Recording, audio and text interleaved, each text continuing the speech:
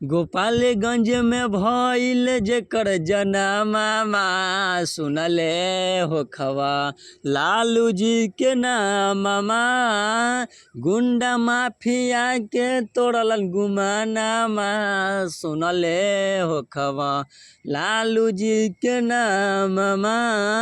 अति पिछड़न के दिलन सम्मानमा सुनले होखवा लालू जी के नाममा।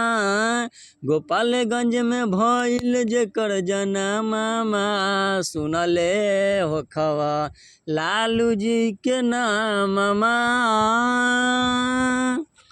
90 के याद कर फिर से ही बतिया दिहलन सभे जतिया के इजतिया। भूल गइल का हो भाई उनकर करनिया सुनले होखवा लालू जी के नाममा।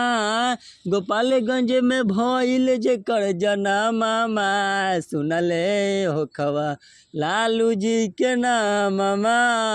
गोपालगंज में भइल जेकर जनमवा सुनले होखवा लालू जी के नाममा।